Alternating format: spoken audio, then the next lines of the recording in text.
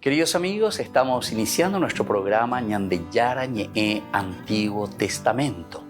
Estamos haciendo un camino hermoso con todos los libros del Antiguo Testamento.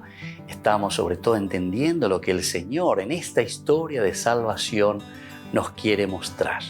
Y al comenzar siempre nos ponemos bajo la fuerza del Espíritu de Dios, el Espíritu Santo que nos ilumina para entender, saber, conocer lo que Dios en esta historia de salvación nos va pidiendo. Lleguemos a la plenitud de la verdad. Les invito a todos a ponernos en esta actitud de oración, pidiendo la fuerza de su Espíritu y a decir sobre todo esa oración que Él mismo nos ha enseñado. Padre nuestro que estás en el cielo, santificado sea tu nombre. Venga a nosotros tu reino, hágase tu voluntad así en la tierra como en el cielo. Danos hoy nuestro pan de cada día, perdona nuestras ofensas, como también nosotros perdonamos a los que nos ofenden. Y no nos dejes caer en la tentación, y líbranos del mal. Amén. Y así, queridos amigos, iniciamos en el día de hoy nuestro programa Ñandeyara Ñe'e Antiguo Testamento. Bienvenidos a Ñandeyara Ñe'e, un espacio de reflexión donde compartimos con el Padre Víctor Luis Cabañas sus conocimientos sobre el Antiguo y Nuevo Testamento.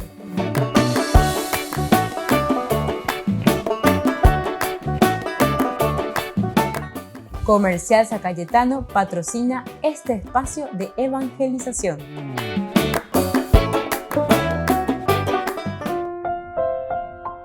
Queridos amigos, estamos iniciando con Ñandeyara Ñe'e Antiguo Testamento. Estamos reflexionando sobre este hermoso libro de Samuel, primer libro de Samuel, capítulo 25. Hemos iniciado el versículo 1, nos habla de la muerte justamente de Samuel. Después de haber entrado en acción, sabemos que esta historia comienza con el primer libro de Samuel, capítulo 1, incluso con la mamá Aná, ¿verdad?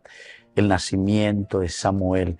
Y luego toda esta historia muy interesante. Y aquí, en el capítulo 25, versículo 1, así de una forma tan sencilla y simple, nos narra la muerte de Samuel. Mientras tanto, murió Samuel, todo Israel se reunió y estuvo de duelo por él. Y lo sepultaron en su casa, en Ramá.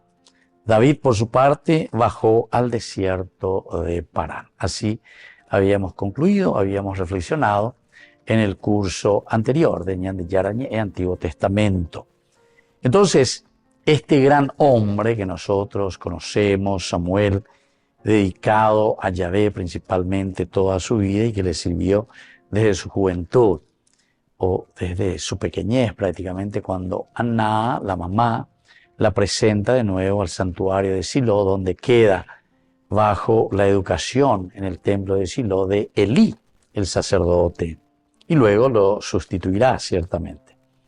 Tan consagrado como era, no lo salvó de la muerte terrenal, como nosotros vemos, porque aquí en el capítulo 25 también lo encontramos. Seguía siendo un descendiente de Adán, es decir, aquí se está acentuando, ¿verdad?, la muerte de un gran profeta, la muerte de Samuel, dándonos a entender la limitación, dándonos a entender Génesis, ¿verdad?, capítulo 3, versículo 19. Recuérdate que eres polvo y que al polvo has de volver. Es decir, la limitación del hombre que está expuesto siempre también a la muerte.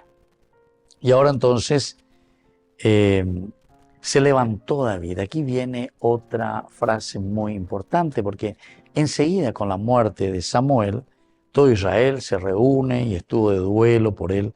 Lo sepultaron en su casa, en Ramá. Enseguida aparece esto, que David por su parte, que baja hasta el desierto de Parán.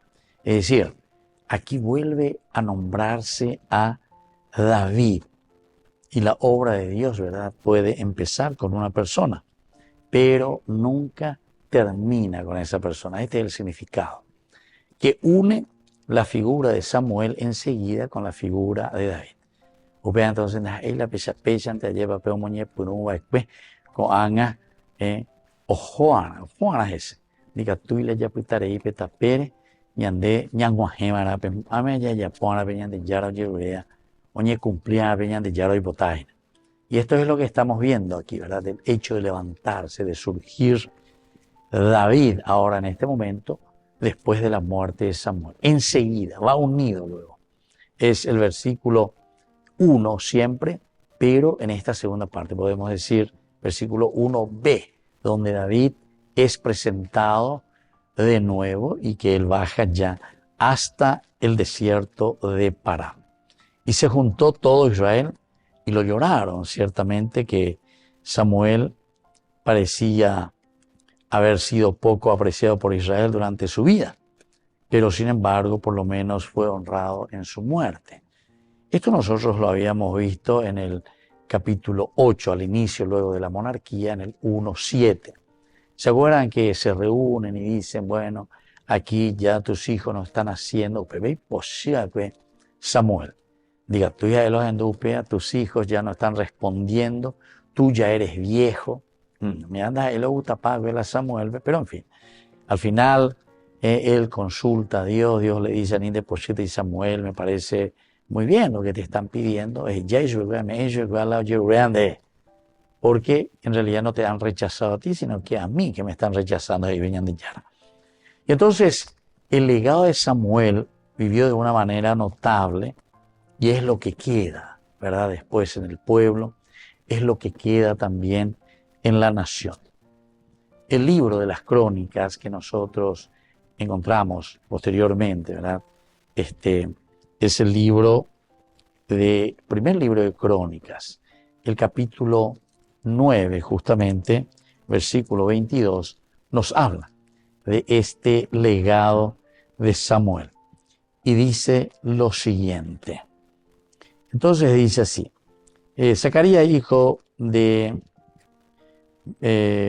Meselemías, era portero de la entrada de la carpa del encuentro. El total de los elegidos, siempre, como porteros de los umbrales, era de 212 y estaban inscritos en los poblados. David y Samuel, el vidente, los habían establecido en sus cargos permanentemente. Entonces aquí encontramos esa figura, ¿verdad? También en el libro de las crónicas, cómo vuelve a aparecer la figura, tanto de David, pero David sabemos que es el number one dentro de la historia de Israel. Pero aquí vuelve a aparecer también Samuel. Volvemos enseguida con más de Yarañe en Antiguo Testamento.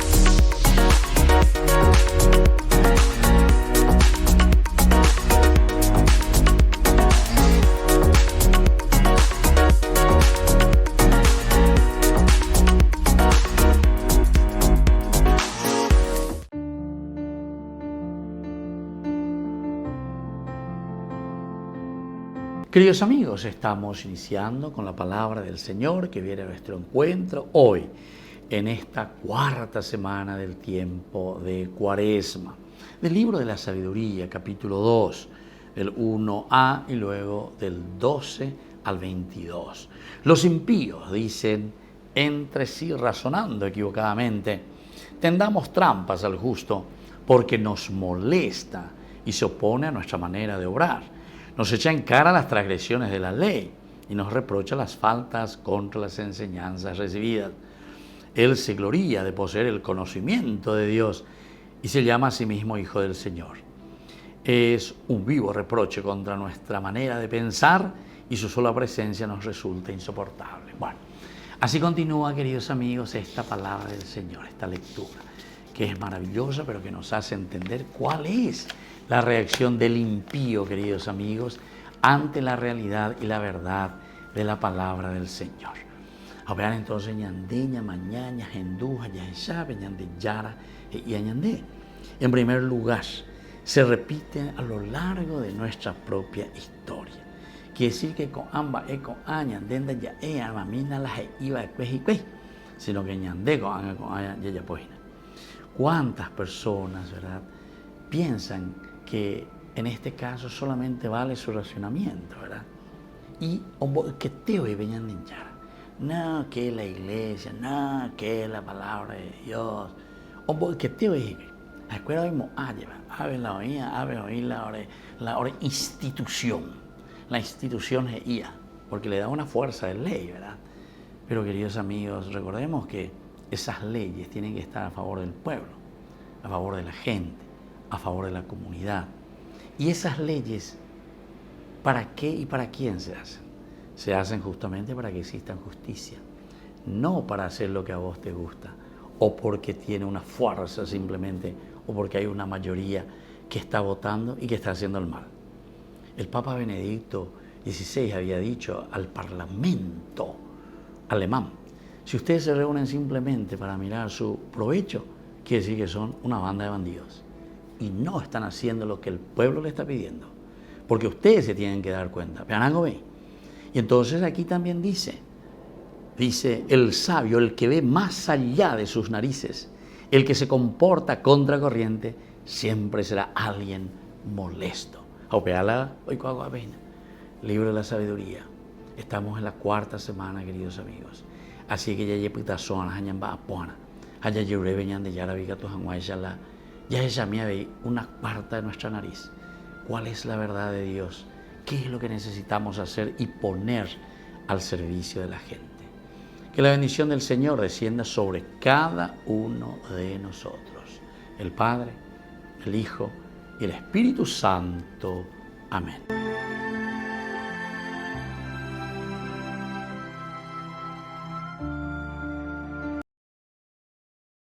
El Papa envió un mensaje a los participantes del tercer Congreso Latinoamericano del CEPROME, titulado Vulnerabilidad y Abuso.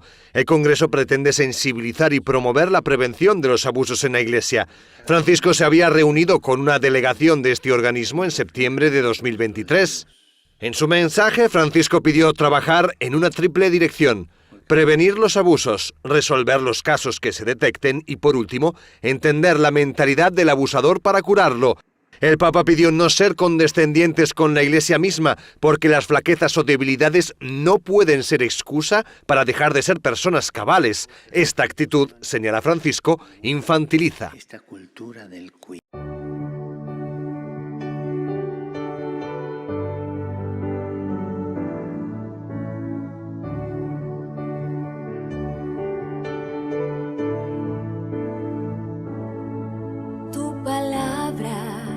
Es lámpara a mis pies,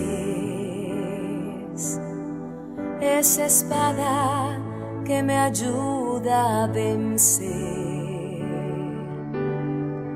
medicina que puede curar toda herida, toda enfermedad. Tu palabra es lámpara a mis pies, es espada que me ayuda a vencer, medicina que puede curar toda herida, toda enfermedad.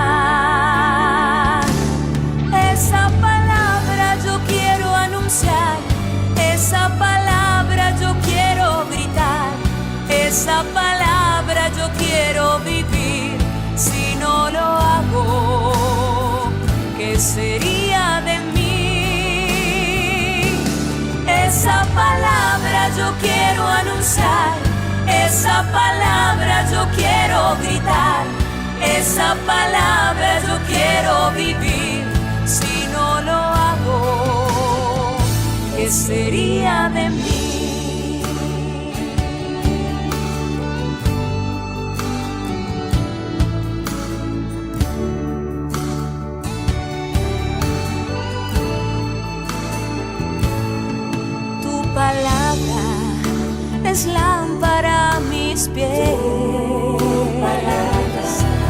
esa espada que me ayuda a vencer.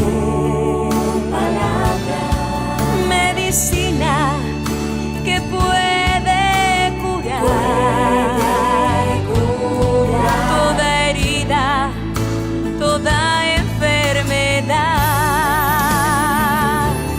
Esa palabra yo quiero anunciar, esa palabra yo quiero gritar, esa palabra yo quiero vivir.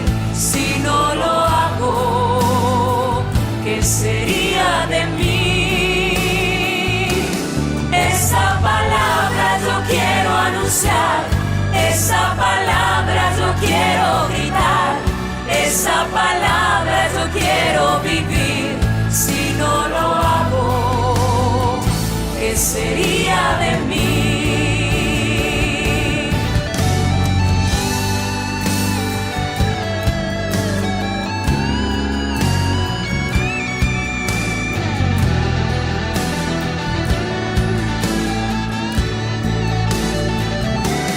Toda mi vida te quiero servir, hasta la muerte cantar para ti, darte mi tiempo, darte mi amor, oh mi Señor.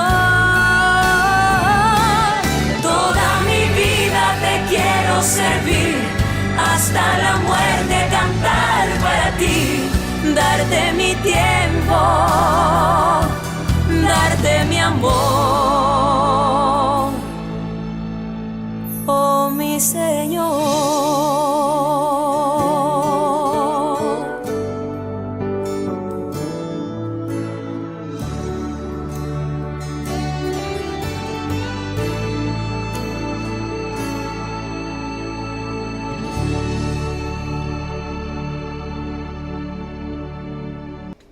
Les invito a formar parte de la Fundación Ñandeyara Ñe'e. Con su aporte nos está ayudando a la evangelización de las familias.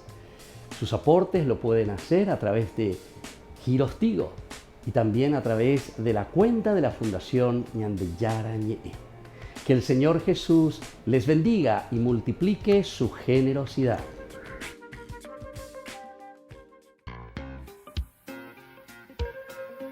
En la ciudad de Luque, la economía se llama Supermercado San Cayetano. Compruebe sus precios bajos en productos cárnicos de primera calidad. Panificados, verduras, vegetales, frutas, artículos de bazar, ferretería, ropería. Supermercado San Cayetano. Humaitá 168, Casi Capitán Vado, ciudad de Luque.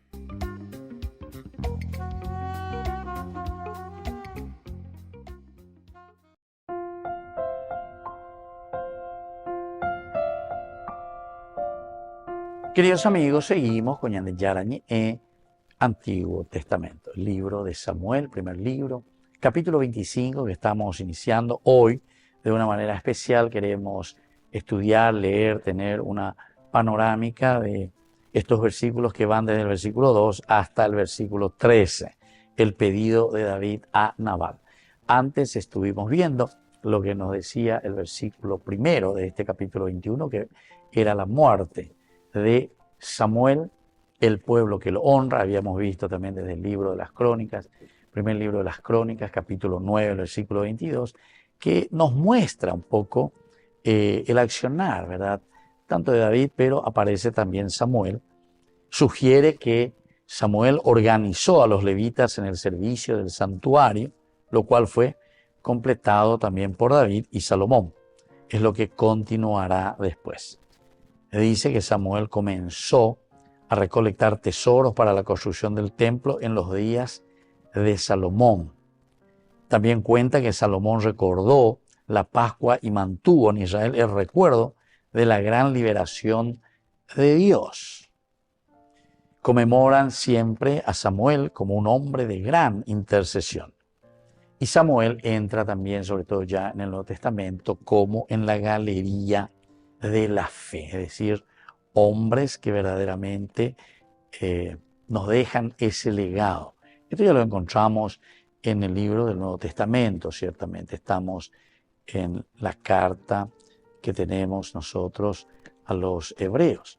Y ahí en esa carta se nombra directamente y se dice directamente a Samuel, se le deja como alguien que verdaderamente entra en esa galería de los que transmiten la fe.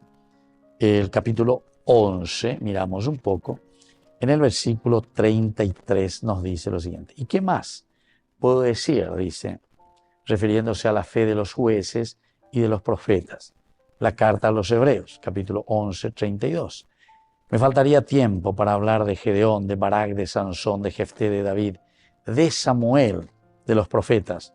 Ellos, gracias a la fe, conquistaron reinos, administraron justicia, alcanzaron el cumplimiento de las promesas, cerraron las fauces de los leones. Y así continúa entonces el libro de la carta a los Hebreos, ¿verdad? Que presenta también a este profeta, uno de los profetas, porque aquí entran unos cuantos que han trabajado, se han empeñado y han dado esa liberación también a Israel. Son elementos muy interesantes. Y ahora vamos entrando en este pedido de David a Nabal. Miramos desde el versículo 2, había en Maón un hombre que tenía su hacienda en Carmel. Era un hombre muy rico, tenía 3.000 ovejas y 1.000 cabras, y estaba esquilando su rebaño en Carmel. Su nombre era Nabal, del clan de Caleb, y su mujer se llamaba Abigail. La mujer era inteligente y atractiva, pero él era rudo y de mal carácter. David oyó en el desierto que Nabal estaba esquilando su rebaño y envió a 10 jóvenes con este encargo: suban a Carmel, preséntense a Nabal y salúdenlo de mi parte. Díganle: salud, paz para ti, paz para tu casa y para todos tus bienes. Acabo de oír que te están esquilando el rebaño. Ahora bien, cuando tus pastores estuvieron con nosotros, nunca los hemos molestado, ni se les perdió nada durante todo el tiempo que estuvieron en Carmel. Pregunta a tus servidores y ellos te informarán. Que estos muchachos reciban de ti una buena acogida, ya que llegamos en un día de fiesta.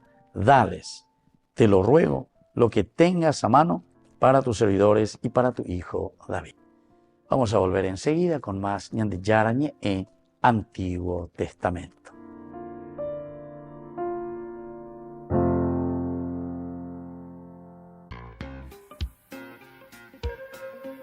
En la ciudad de Luque, la economía se llama Supermercado San Cayetano. Compruebe sus precios bajos en productos cárnicos de primera calidad.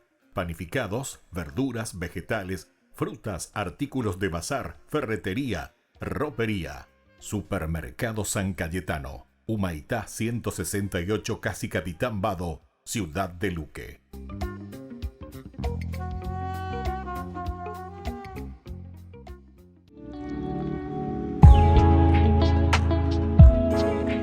¿Qué son los dones del Espíritu Santo? Los dones del Espíritu Santo, queridos amigos, son gracias de la manifestación de Dios que viene a nuestro encuentro, a nuestra vida, a nuestra comunidad, para que nosotros podamos actuar y sobre todo para que nosotros podamos discernir el camino que debemos realizar. Ese camino que nos lleva justamente hasta la plenificación de la propia vida cristiana. Estamos llamados todos nosotros a la resurrección y es por eso que esta unión que existe entre resurrección, ascensión y Pentecostés. Pentecostés concluye toda esta fiesta tan importante de la resurrección. Es decir, no podemos quedarnos simplemente diciendo Jesús resucitó, sino que conociendo que Jesús sube al cielo y ahora nos envía y nos dice, yo sube al cielo, porque ahora ustedes son quienes deben continuar esta misión. Pero para poder continuar esa misión, queridos amigos, necesitamos la fuerza del Espíritu Santo. ¿Tenemos que pedir los dones del Espíritu Santo al Señor? Ciertamente que sí. Nosotros sabemos que en el libro de Isaías es el primer lugar bíblico donde encontramos los 7 dones del Espíritu Santo. Y nosotros tenemos que pedir los dones del Espíritu Santo porque el Señor nos pueda donar porque el Señor nos pueda regalar estas gracias especiales para hacer nuestro camino de discernimiento. El camino es tan importante, queridos hermanos, en la medida en que nosotros entendemos que solamente la gracia del Espíritu Santo es aquella que nos puede guiar a hacer bien las cosas, es decir, a cumplir con la voluntad de Dios, a cumplir con aquello que el Señor quiere de cada uno de nosotros en primer lugar. Pero nosotros estamos viviendo en una comunidad y por lo tanto también tenemos que discernir ese camino para nuestra propia comunidad. Burger King presenta su nuevo sándwich de bondiola de cerdo. Bondiola. Mira cómo se desmecha. Mira, apareció un chanchito. Y esta salsa, barbacoa. Otro chanchito. Cebolla deliciosa. Morrón asado, delicioso. Se van sumando. Nueva Bondiolita King. Disfrútala en Burger King. Queridos amigos, les invito a todos ustedes a ser padrinos de Ñande Yarañe. Su aporte es muy importante para seguir evangelizando. Ñande Yarañe, ay de mí si no evangelizara. 7 pistas precisas que indicarían el día y la hora exacta en que murió Jesús. Los católicos y los cristianos en general afirmamos que existen evidencias históricas concretas sobre Cristo.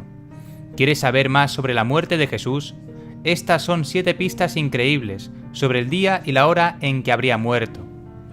En un artículo escrito por Jimmy Akin para National Catholic Register, se describen datos muy importantes respecto al momento en que se habría producido la crucifixión. 1. El sumo sacerdocio de Caifás. Los evangelios indican que Jesús fue crucificado por investigación del sumo sacerdote del primer siglo, llamado Caifás, como se ve en Mateo 26, 3, 4 y Juan 11, 49, 53. Sabemos por otras fuentes que sirvió como sumo sacerdote desde el año 18 al 36 después de Cristo, por lo que pone la muerte de Jesús en ese periodo de tiempo. 2. El gobierno de Poncio Pilato. Los 4 evangelios concuerdan en que Jesús fue crucificado por orden de Poncio Pilato. En Mateo 26 del 24 al 26, Marcos 15, 15, Lucas 23, 24 y Juan 19 del 15 al 16. Sabemos por otras fuentes cuándo se desempeñó como gobernador de Judea, del 26 al 36 después de Cristo, para que podamos reducir el rango por varios años. 3. Después del año 15 del reinado del emperador Tiberio. El Evangelio de Lucas nos dice cuándo comenzó el ministerio de San Juan Bautista. El año 15 del reinado del emperador Tiberio. La palabra de Dios vino a Juan, el hijo de Zacarías, en el desierto. Lucas 3, del 1 al 2. Esto selecciona un año específico, el 29 antes de Cristo, dado que los 4 evangelios representan el ministerio de Cristo, comenzando después del comienzo de Juan el Bautista, como vemos en Mateo 3, Marcos 1, Lucas 3 y Juan 1. Esto significa que podemos descartar unos años más de nuestro alcance. La muerte de Cristo tuvo que ser en un rango de 7 años, entre el 29 después de Cristo y el 36 después de Cristo. 4. Crucificado un viernes. Los 4 evangelios concuerdan en que Jesús fue crucificado un viernes. Mateo 26, 62, Marcos 15, 42, Lucas 23, 54 y Juan 19, 42, justo antes de un sábado, que fue justo antes del primer día de la semana, como se ve en Mateo 28, 1, Marcos 16, 2, Lucas 24, 1 y Juan 20, 1. Sabemos que era viernes porque se conoce como el día de preparación, es decir, el día en que los judíos hicieron los preparativos que necesitaban para el sábado, ya que no podían hacer ningún trabajo ese día. Por lo tanto, cocinó los alimentos con anticipación e hizo otras preparaciones necesarias. La enciclopedia judía dice: el viernes, como precursor del sábado, se llama Erev Sabbat, la víspera del sábado. 5. Un viernes en la Pascua. Los evangelios también están de acuerdo en que Jesús fue crucificado junto a la fiesta anual de la Pascua. Mateo 26:2, Marcos 14:1, Lucas 22:1 y Juan 18:39. Aquí encontramos una complicación momentánea, porque Mateo, Marcos y Lucas describen la última cena del Jueves Santo como una comida de Pascua. Mateo 26:19, Marcos 14:14 y Lucas 22:15. Eso sugería que el Viernes Santo fue el día después de la Pascua. Sin embargo, cuando escribe la mañana del Viernes Santo, Juan indica que las autoridades judías aún no habían comido la comida de la Pascua. Desde la casa de Caifás llevaron a Jesús al pretorio. Era de madrugada, pero ellos no entraron en el pretorio para no contaminarse y poder así participar en la comida de Pascua. Pilato salió a donde estaban ellos. Juan 18 del 28 al 29. Eso sugiere que la Pascua habría comenzado el viernes al atardecer. Ahora bien, ¿por qué Jesús adelantó un día la celebración de la Pascua? Algunos dicen que podría haber usado un calendario diferente, común en el judaísmo del siglo I. También es posible que Jesús haya adelantado la fecha de la celebración de la Pascua para él y sus discípulos. Al fin y al cabo, era el Mesías y el Hijo de Dios. Sin embargo, independientemente de lo que hizo Jesús, podemos ver la declaración de Juan sobre los captores de Jesús como una indicación de lo que las autoridades judías o la práctica judía dominante era. Estaban celebrando una Pascua, comenzando en lo que llamaríamos el viernes por la noche. Eso nos permite reducir el rango de fiestas posibles a solo unas pocas. Aquí hay una lista completa de los días entre el 29 y el 36 después de Cristo, en cuyas noches comenzó la Pascua. Lunes 18 de abril del año 29, viernes 7 de abril del año 30, martes 27 de marzo del año 31, lunes 14 de abril del año 32, viernes 3 de abril del año 33, miércoles 24 de marzo del año 34, martes 12 de abril del año 35, sábado 31 de marzo del año 36. Como se puede ver, solo nos quedan dos candidatos. Jesús fue crucificado el 7 de abril del año 30 o el 7 de abril del año 33. 6. Las tres Pascuas de Juan. El Evangelio de Juan registra tres Pascuas diferentes durante el ministerio de Jesús. Primera Pascua. Esto se registra en Juan 2:13, cerca del comienzo del misterio de Jesús. Segunda Pascua. Esto se registra en Juan 6:4, en medio del ministerio de Jesús. Tercera Pascua. Esto se registra en Juan 11:55 y se menciona con frecuencia después. Era al final del ministerio de Jesús. Eso significa que el ministerio de Jesús tuvo que abarcar algo más de 2 años. Un tratamiento más completo revelaría que duró aproximadamente 3 años y medio, pero incluso si asumimos que comenzó inmediatamente antes de la Pascua número 1, la adición de las 2 Pascuas más muestra que duró más de 2 años como mínimo. Eso significa que la fecha 30 después de Cristo está eliminada. No hay suficiente tiempo entre el 15º año de Tiberio César, el año 29 después de Cristo, y la Pascua del próximo año para albergar un ministerio de al menos 2 años. Los números no cuadran. Como resultado, la fecha tradicional de la muerte de Jesús, el viernes 3 de abril del año 33 después de Cristo, debe considerarse la correcta. 7. La hora novena. Mateo, Marcos y Lucas registran cada uno que Jesús murió alrededor de la 9ª hora, en Mateo 27 del 45 al 50, en Marcos 15 del 34 al 37 y en Lucas 23 del 44 al 46. La 9ª hora es lo que hoy nos referimos como las 3 de la tarde. Esto nos permite reducir el tiempo de la muerte de Jesús a un punto muy específico en la historia, alrededor de las 3 de la tarde del viernes 3 de abril del año 33 después de Cristo. Increíble, ¿no? Este sería el momento preciso de la muerte de nuestro Señor.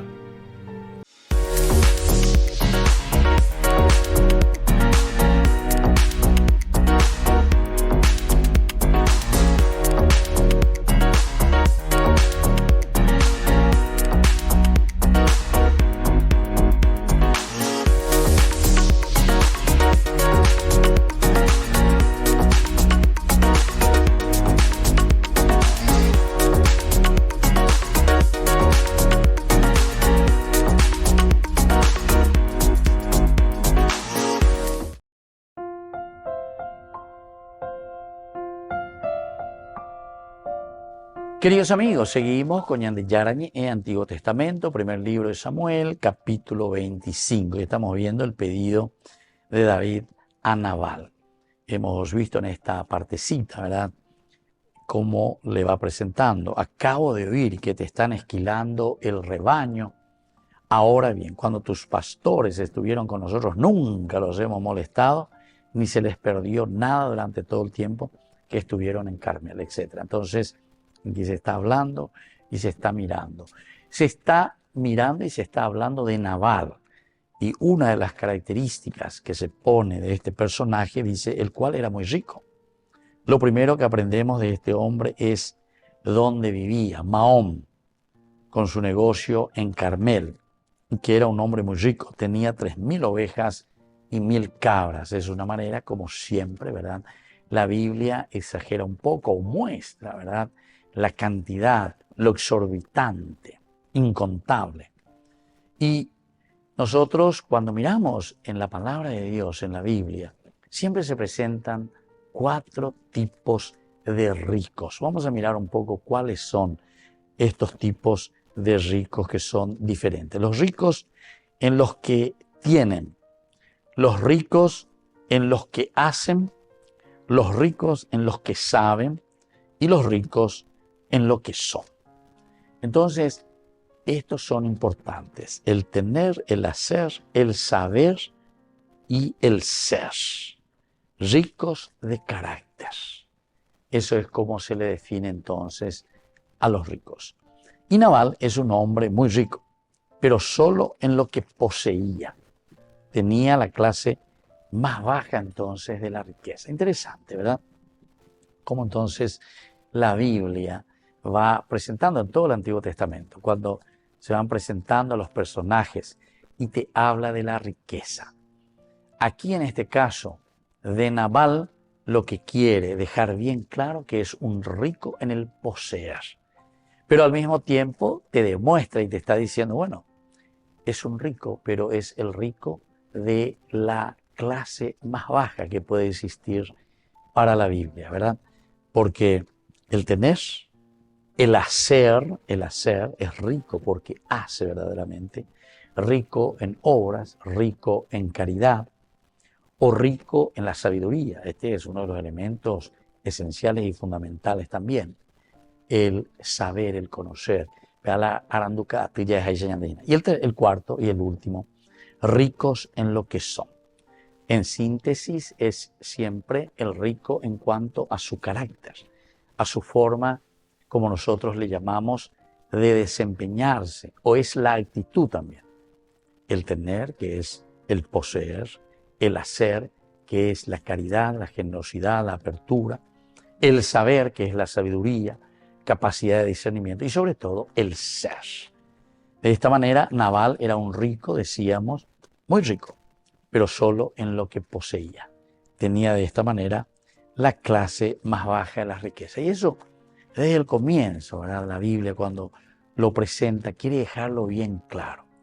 O esa caseñande, como ve useñande, peña tende que pejesaque, peala ya esajina, peala ya yuhua, en este hombre, en Mahón. Mahón es el lugar donde se encuentra entonces este hombre que tenía su hacienda, en Carmel. Era un hombre muy rico. Ahí está. Es la primera característica, pero es lo que el autor sagrado quiere subrayar. Y quiere subrayar desde este aspecto, desde el tener por una parte, por otra parte te está queriendo subrayar entonces de lo que significa el hacer, luego lo que significa el saber, la sabiduría tan importante para Israel, y sobre todo el ser. Volvemos enseguida con más Ñande Yarañe en Antiguo Testamento.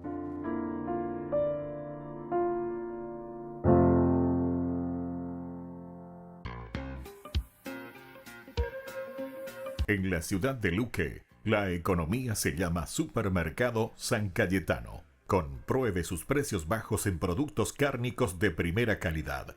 Panificados, verduras, vegetales, frutas, artículos de bazar, ferretería, ropería. Supermercado San Cayetano. Humaitá 168, Casi Capitán Vado, Ciudad de Luque.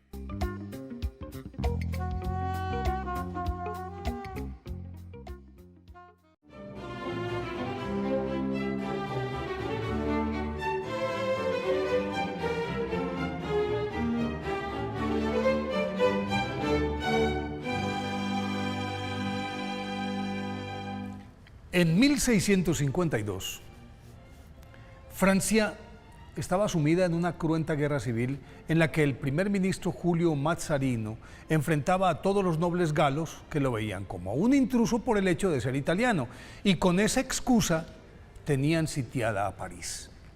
Esta enconada confrontación había cobrado la vida de miles de soldados y dejado sin hogar a 200.000 pobres que, famélicos y enfermos, deambulaban por las calles de la capital francesa.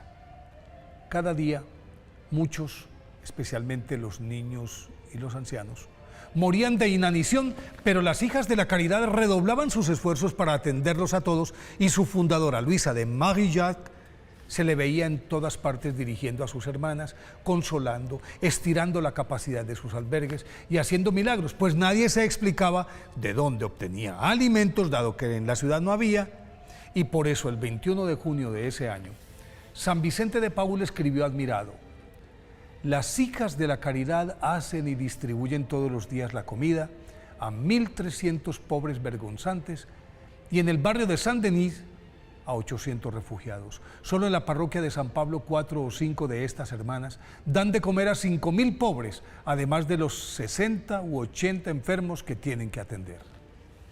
Luisa de Marillac, nacida el 12 de agosto de 1591 en París, era hija de un noble de la región de Auvernia, quien encargó a una hermana suya, abadesa del monasterio de Poissy, de su formación y educación, proceso en el que dio muestras de su inclinación a la vida religiosa, y por eso, tras la muerte de su padre, ocurrida cuando ella contaba 13 años, quiso ingresar a la orden de las capuchinas, pero no fue admitida por su edad, pero mucho más por su frágil salud. Entonces continuó bajo el cuidado de su tía hasta que ésta falleció, y otro tío, Michel de Marillac, que más adelante sería canciller de Francia, se convirtió en su tutor y se la llevó a París, en donde la introdujo en la corte y concertó para ella en 1613 un ventajoso matrimonio con Antonio Legras, que a la sazón se desempeñaba como secretario privado de la reina madre Catalina de Médicis. Y aunque fue una esposa amante y devota, se mantuvo aferrada a la oración, al ayuno y la penitencia, alimentando el secreto anhelo de convertirse en religiosa, oportunidad que comenzó a cristalizarse al quedar viuda en 1625 y conocer ese mismo año a San Vicente de Paúl, encuentro providencial que los unió para cambiar sus vidas y la suerte de millones de desvalidos del mundo entero. En esa época, una organización llamada las Señoras de la Caridad, fundada por San Vicente, compuesta por damas de la nobleza, aportaban dinero para atender a los más pobres, y aunque algunas de ellas se apersonaban del apostolado, no eran consistentes con su trabajo. Entonces San Vicente le pidió a la señora de Gras, como se le conocía en los medios cortesanos, que se apersonara de esa asociación, y Santa Luisa de Marillac emprendió con inusitada energía y capacidad organizativa la reestructuración de la obra, y al poco tiempo todo marchaba sobre ruedas. Pero Santa Luisa de Marillac entrevió que para cumplir con su cometido se requería de la consagración de cuerpo y alma a la causa para redimir a los desvalidos, y con 3 voluntarias fundó en 1633 la Orden de las Hermanas de la Caridad, a las que puso bajo la dirección de San Vicente, y con él escribió estas sencillas reglas. Pónganle cuidado. Por monasterios tendrán las casas de los enfermos, por habitación una pieza arrendada. Por clausura tendrán las calles donde hay pobres que socorrer. Su límite de acción será la obediencia. Puerta y muro de defensa será el temor de ofender a Dios. Como velo protector tendrán la modestia y la castidad.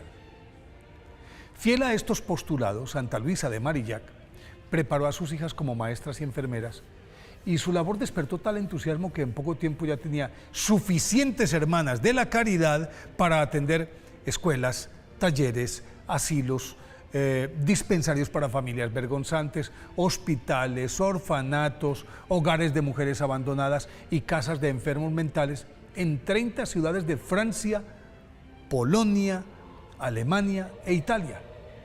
Y además instalaban hospitales de campaña en los que asistían a los heridos que ellas mismas recogían en los campos de batalla, y para que esto fuera posible, Santa Luisa de Marillac, no obstante su frágil salud, supervisaba todas las casas, escribió cientos de documentos místicos, obtenía recursos en todas partes, era la mano derecha de San Vicente de Paúl y le alcanzaba para orar, ayunar y hacer penitencia.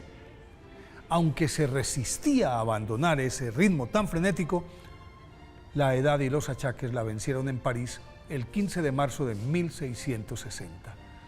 Fue canonizada por el Papa Pío XI en 1934. Por eso, hoy día de su festividad, pidámosle a Santa Luisa de Marillac que nos enseñe a sentir el dolor de los desvalidos como si fuera nuestro.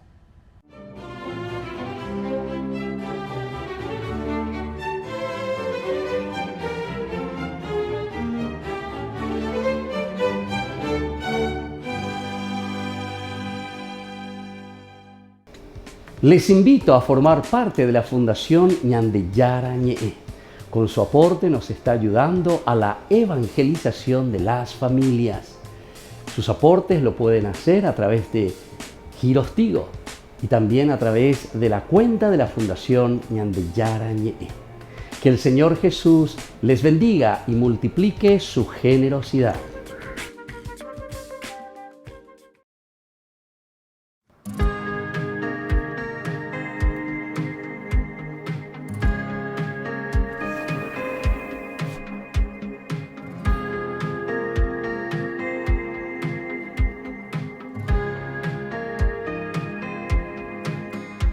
Sagrado corazón de Jesús, aquí hoy estoy, vengo a ti, en ti hoy confío mi alma, mi vida, mi sueños y esperanzas, todo mi ser, todo de mí es para ti.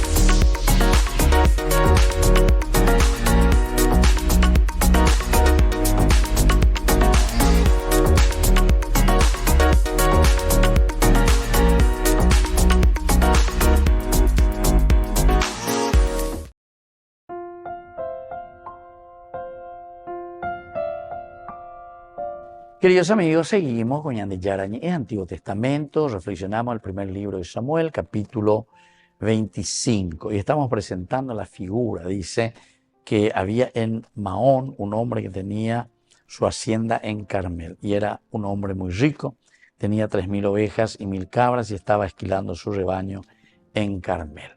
Aquí entra otro detalle importante también, dice, y sucedió que estaba esquilando sus ovejas en Carmel.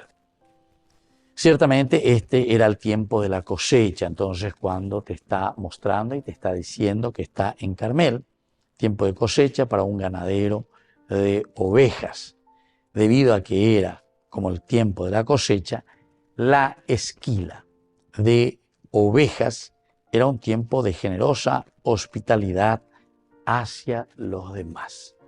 Es interesante, ¿verdad?, cómo se presenta también en el Antiguo Testamento el aspecto de la hospitalidad. Esto lo encontramos y lo hemos estudiado, ¿se acuerdan?, en el libro de Ruth, cuando entramos, nos interiorizamos de lo que esta mujer, Ruth, una moabita que llegaba, que después incluso le dará nada más y nada menos que la supervivencia, ¿verdad?, al pueblo de Israel. O mejor dicho, uno de sus grandes personajes, que será David, es la bisabuela del rey David, siendo moabita. Es muy interesante la reflexión que nos va presentando el texto bíblico. Pero ahí lo que queríamos sobre todo subrayar era desde el segundo capítulo, ¿verdad?, del libro de Ruth, en que ella, por propia iniciativa, se adentra, porque también viene con su suegra, Noemí, quiere ayudarla, quiere salvarla, no dice muchas palabras, pero sin embargo es de mucho accionar. Y aquí también se muestra, sobre todo con Boaz, que después será quien le dará el hijo y así perdurará y continuará la tribu de Judá, muy interesante. Entonces le da también la hospitalidad. Bienvenida, no hay ningún problema. A los cosechadores, a ni que molestar que pueda hacer que recoja. Incluso dice, vayan tirando algunas cosas de lo que ustedes recojan, dejen un poquitito más. O sea que siempre esa bienvenida es muy importante, ¿verdad? Y sin embargo, aquí, nosotros, como sabemos, era el tiempo, entre comillas, del esquilar a las ovejas, es el tiempo entonces que puede ser considerada como también de la cosecha, así como se hacía del grano. Y tradicionalmente había un gran festín, con suficiente y hasta de sobra, con lo suficiente y hasta cosas que sobraban. Esto es importante y esto es lo que está queriendo subrayar aquí el autor sagrado, siempre recordando algunos elementos dentro de la tradición del judaísmo, dentro de la tradición del pueblo, la solidaridad, la hospitalidad. Entonces no podemos, este tiempo de cosecha, la esquila de ovejas, era un tiempo de generosa hospitalidad hacia los demás. Y luego continuará justamente subrayando el aspecto de la hospitalidad, que es un hombre rico, que tenía bienes, 3.000 ovejas, 1.000 cabras, y te presenta, o sea, este versículo 2 te está presentando directamente cuál era la situación en que se encontraba el personaje. Quiere decir que ella imboria juez, ella entonces dorecoya mova o hasta omanomba ayer, sino que orecobaite veñan de yara o me envaiteshbe para que tenga la posibilidad también, y el autor sagrado nos está queriendo mostrar ya desde el inicio con esta presentación de que es un personaje, es una persona que puede compartir los bienes, que puede compartir la riqueza que Dios le da. Por eso te pone los números. Tenía 3.000 ovejas, tenía 1.000 cabras, y él en ese momento estaba entonces disfrutando. Sabemos que todo el tiempo de las cosechas significaba un tiempo de fiesta, un tiempo de agradecimiento. El tiempo de las cosechas es el momento en el cual se agradecía a Dios por los frutos de la tierra. Por otra parte también por el esfuerzo, ¿verdad? Ahí la pecha ante omía o sea ante, sino que de ahí lleva, de muy upebe. Es como sucede también con nosotros, queridos amigos. Pero tal vez nosotros tenemos que mirar un poco y entender también lo que el autor sagrado nos está queriendo enseñar a través de la palabra de Dios. Es la generosidad, es el compartir, es el dejar y dar, ofrecer. Esa es la verdadera limosna, ¿verdad? Por eso decíamos hace rato que en esa historia de Ruth es muy importante cuando Boaz habla con Ruth, se encuentra esta mujer que va calladamente, porque sabemos que según la ley también del Levítico decía que siempre no se tenía que recoger todo, ¿verdad?, de lo que tenían en el campo, sino que siempre tenía que quedar algo. Y eso que quedaba del algo era para los pobres. Y gatos anguayas ya ven boriajú, peyojú, alleva, hombre, temí, pejembrumí, aunque sea pejembré, ¿verdad? Pero nunca, nunca no tenéis que irse a sacar todo, pelar todo, sin darle la posibilidad a los pobres. Queridos amigos, vamos a seguir reflexionando sobre esta linda presentación por ahora, ¿verdad? Es el pedido de David que hará a Nabal. Y así nos despedimos por el día de hoy. Les dejo la bendición del Señor, el Padre y el Hijo y el Espíritu Santo. Amén. Hasta la próxima con más Ñan de Yarañe Antiguo Testamento. Con esto concluimos nuestro programa Ñan de Yarañe con el Padre Víctor Luis Cabañas. Les invitamos a todos a seguirnos todos los días por los medios de comunicación y también en nuestras redes sociales, Facebook, Instagram, YouTube. Que Dios los bendiga y proteja.